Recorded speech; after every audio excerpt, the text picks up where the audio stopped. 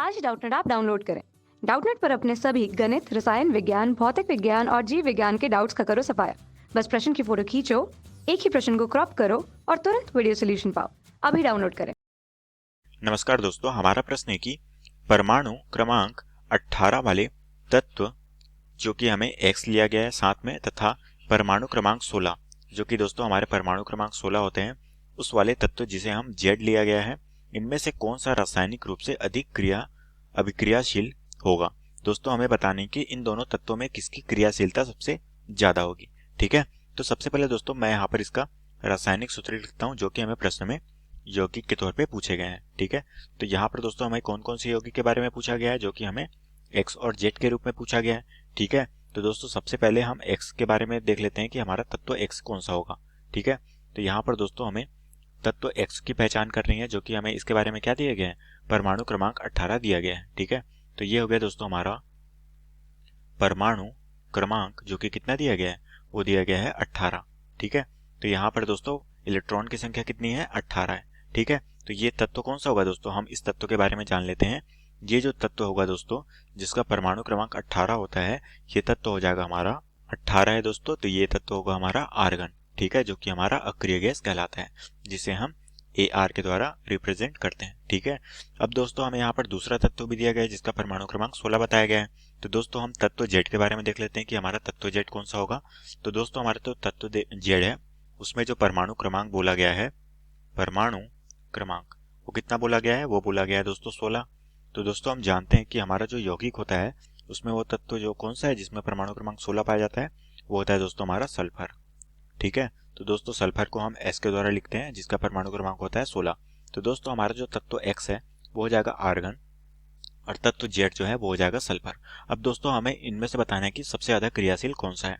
तो दोस्तों हम जानते हैं कि हमारी जो क्रियाशीलता होती है या फिर अभिक्रियाशील होती है ना, ये दोनों प्रवृत्ति दोस्तों एक ही होती है।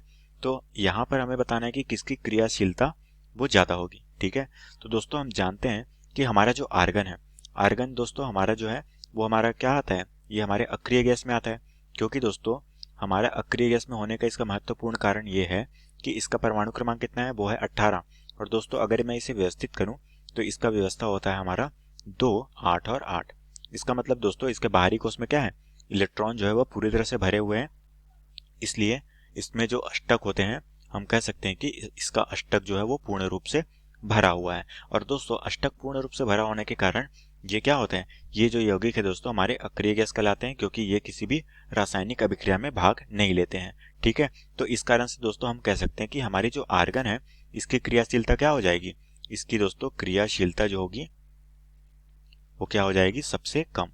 ठीक है, तो यहाँ पर हम लिख लेते हैं कि इसकी क्रियाशीलता क्या हो जाएगी, कम, क्योंकि दोस्तों ये किसी दूसरे यौगिक के साथ में अभिक्रिया करके उत्पाद नहीं बनाता है, इसलिए इसकी क्रियाशीलता क्या हो जाएगी, सबसे कम।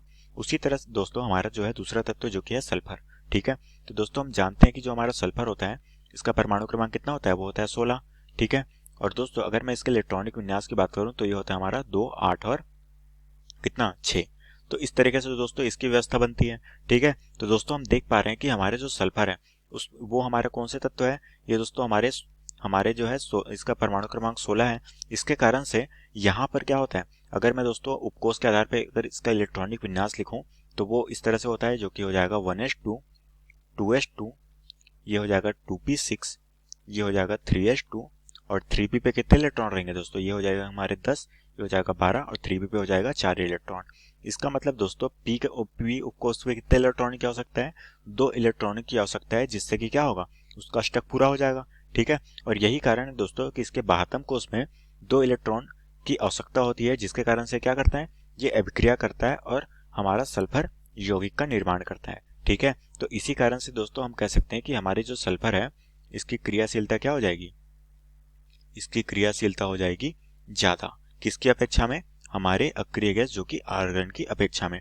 और यही हमें प्रश्न में पूछा गया था कि इन दोनों यौगिक में सबसे ज्यादा क्रियाशील कौन सा होगा। तो दोस्तों हमारा जो क्रियाशीलता का सही क्रम हो जाएगा, वो हमारा जो क्रियाशीलता का सही क्रम होगा वो हो जाएगा हमारे सल्फर की क्रियाशीलता हो जाएगी दोस्तों, वो किससे ज्यादा हो जाएगी, हमारे आर्गन से, जो कि आर्गन का परमाणु क्रमांक कितना होता है, 18। ठीक है, तो यही कारण है दोस्तों कि हमारा आर्गन जो है अक्रिय गैस है, अष्टक पूरा होने के कारण अभिक्रिया नहीं करता, इसलिए इसकी क्रियाशीलता सल्फर से कम हो जाएगी। और यही दोस्तों इस प्रश्न का उत्तर है जो कि हमें प्रश्न में पूछा गया था। तो आशा करता हूँ दोस्तों आपको ये प्रश्न समझ आया होगा। धन्यवाद। कक्षा 6 से 12वीं से लेकर नीट, IIT, जेई वो एडवांस के लेवल तक 1 करोड़ से ज्यादा छात्रों का भरोसा। आज ही डाउनलोड करें डाउटनेट ऐप या व्हाट्सएप करें अपने सारे डाउट्स 8400 400 400 पर।